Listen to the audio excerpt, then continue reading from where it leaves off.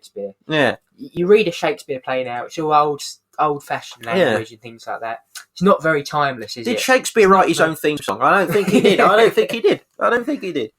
He didn't, no. And they were quite morbid, old Shakespeare stuff. I want a bit of a laugh, you know? Yeah.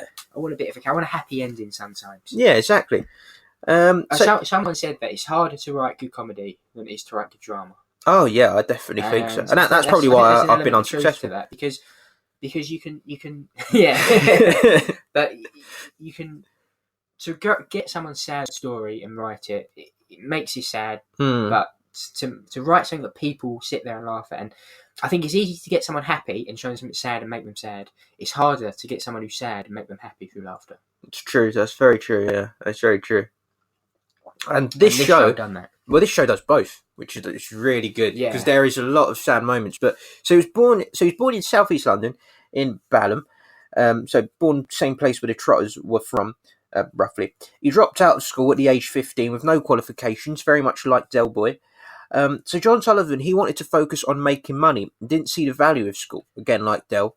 But he was inspired by an English teacher while he was in school called Jim Trowers.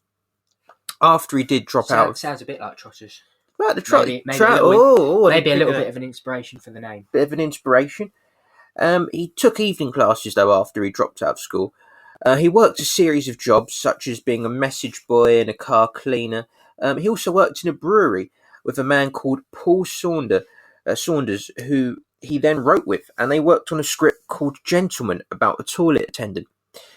Soon Paul Saunders stopped writing. John Sullivan continued by himself. In 1974, he got a job working in the props department at the BBC. He then worked on such comedy greats as The Morecambe and Wise Show and Porridge. It was when working on Porridge he slipped some scripts to Ronnie Barker, and that got him, as well as meeting some other people at the BBC, that got him to work, meeting Dennis Main Wilson.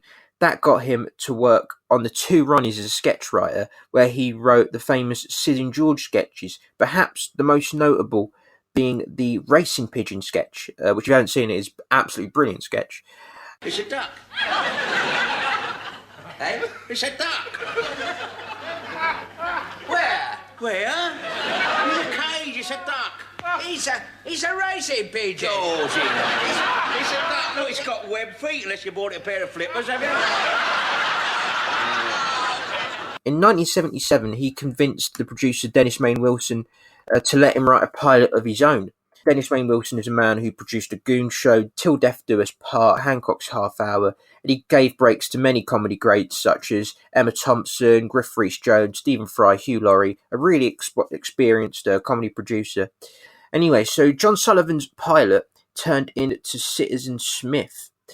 It ran for 4 series consisting of 30 episodes, starred Robert Lindsay, back when he was really good, and ended back before. I don't mind Robert Lindsay. But do you know what's sad about this? Citizen Smith's great, but it's not the sitcom that he's most known for. No, yeah, but that's very sad. That shows how good he was as a writer. When you think of John Sullivan, you don't think of Citizen Smith. You think I mean Robert Lindsay. That's what the sitcom Robert Lindsay's most known for. Fair enough. Yeah, I don't want to speak about the other one because we all know what it was. The early series of I'm going to say My Family. Yeah, I'm going to say it's My Family. Yeah, the early series that were good. I didn't mind it. There were funny moments in it. Yeah, there were funny moments. It just went off the rails, really. It went on for ages. The fact that show ran for 100 episodes. I was just about to look that up. My Family, how long did it run If this ran for like twice the span of Only Fools and Horses did, I'm going to be very sad right now. So Only Fools and Horses ran for 64 episodes. So if this ran for 128, I'm leaving. 113 episodes. All right, that's sad. So we can continue. So there was 113 episodes that were 30 minutes, your standard episodes. But apparently there were 7 specials that ran for 50 minutes to 60 minutes. I don't know what they were. I've never seen one that's run that long, to be honest. They're not memorable, like Only Fools and Horses. No, to be honest, he's actually a good actor. Oh, no, he is good. Citizen Smith and My Family have definitely... They're a big, huge part of his career. He's a good Broadway actor as well. He won Tony Awards and stuff. That's cool. Yeah. It's good that he did something else. And I've seen him in like sketch shows and things like that. He was great in extras as well. He's class in extras. It's so good. Yeah. Apart from that, though, I can't think. He wasn't those were his two big shows. Yeah. I don't think he was in anything else as big as those two shows. Yeah. And My Family's mixed opinion. Again, My Family for me is one of those shows that I used to watch on UK TV Gold. It's not called that anymore. And it would follow on from like Only Fools and Horses. Yeah. You'd watch Only Fools and Horses, and it would be followed by My Family. Yeah. My Hero. My Hero. Do you remember My Hero back in the day? See, that was class. If you want to talk about show. a comedy made for kids, there you go, right there. That is still on. They've changed UK TV Gold to Gold now. Yeah. But they still show My Hero on there then and again.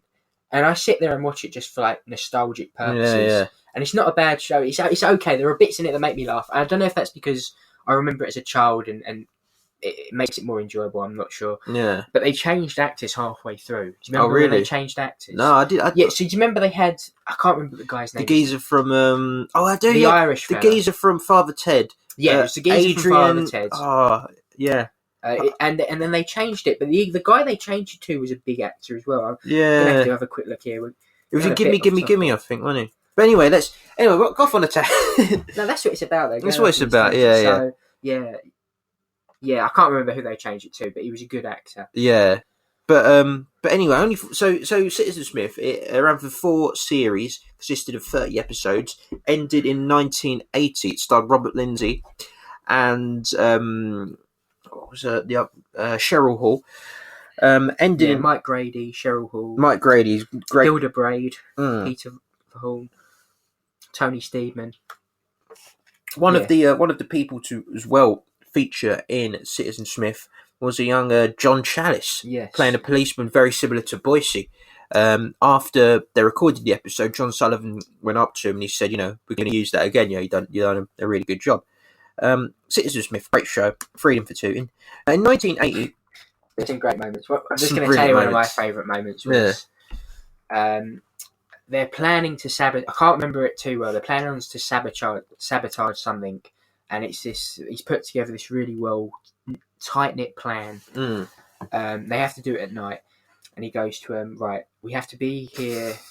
We have to be here, and we're going to do this, this, and this, and it all has to be timed perfectly in order for it to work. And then someone goes to him, "What time shall we meet here then? About 8ish."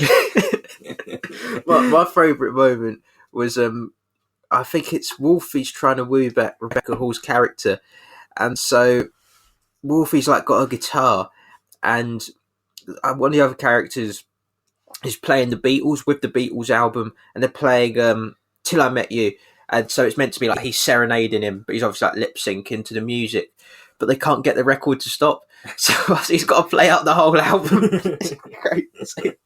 It's brilliant.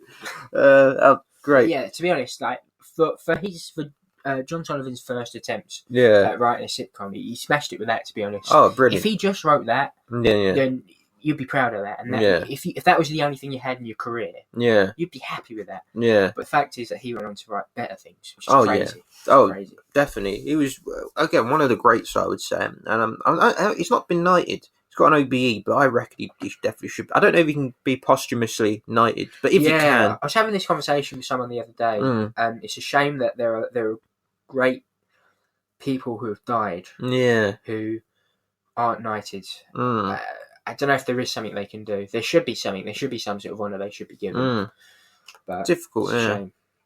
Definitely deserves it though. Definitely. Oh, definitely. Yeah. He's been knighted in my eyes. I'm going to call him Sir. So in 1980, Sir John Sullivan and Ray Butt, who was a producer who worked on numerous shows such as The Live of Birds, Terry and June, Q5, Last of the Summer Wine, and Happy Ever After, made a pilot called Over the Moon about a local football coach. Didn't quite take off. I believe it was one pilot, and that's only sort of being repeated now, really. It was lost for many years. Yeah, and it's a shame, really, because it sounds like a good concept. Oh, yeah. For a show. I mean, had the guy from Porridge as well. It's weird how there aren't any really good Mr. sitcoms or shows, kind of football related. Really, yeah. There aren't a great deal. A few I remember was one back in the day. Footballers' Wives. Footballers' Wives. To be honest, I never watched it because I thought it was about Footballers' Wives. I did think they had a look at the club, but it wasn't really my interest. No. But also on, I think it's Sky or something like that. They brought one out a couple of years ago, starring the fella from royal family. Ricky Torlson. No.